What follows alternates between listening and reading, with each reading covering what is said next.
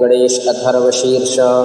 ओम नमस्ते गणपतये त्वमेव प्रत्यक्षं तत्त्वमसि त्वमेव केवलं कर्तासि त्वमेव केवलं धर्तासि त्वमेव केवलं हर्तासि त्वमेव सर्वं खलविदं ब्रह्मासि त्वं साक्षादात्मासि नित्यं ऋतं वच्मि सत्यं वच्मि अवत्वं माम् अववक्तारम् अवश्रोतारम् अवदातारम् अवधातारम् अवानीचानमवशिष्यम् अवपश्चात्तात् अवपुरस्तात् अवचोत्तरात् अवदक्षिणात् अवचोर्ध्वात् अवाधरात् सर्वतो मां पाहि पाहि शमन्तात्।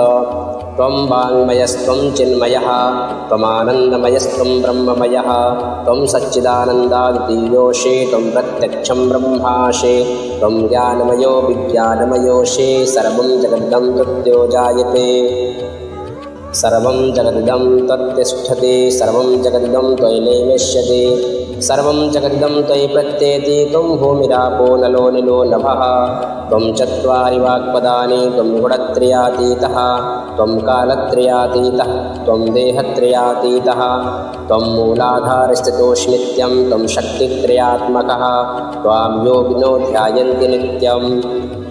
त्वं ब्रह्मा त्वं विष्णुस्त्वं रुद्रस्त्वं इन्द्रस्त्वं अग्निस्त्वं वायुस्त्वं सूर्यस्त्वं चन्द्रमास्त्वं ब्रह्मभूर्भुवस्वरो।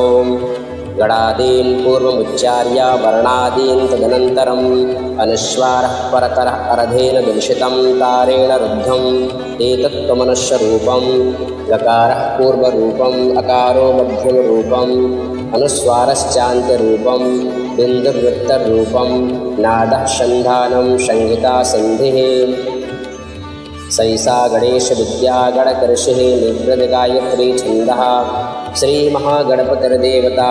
ॐ गङ्गणपतये नमः।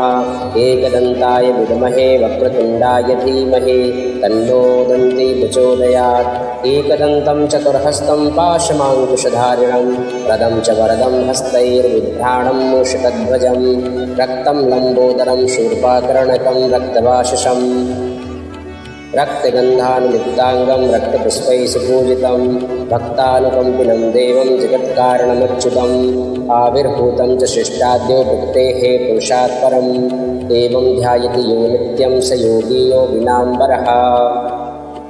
नमो व्रातपतये नमो गणपतये नमः। प्रमथपतये नमस्तेऽस्तु लम्बोदराय एकदन्ताय विघ्नविनाशने शिवसुताय श्रीवरदमूर्तये नमः।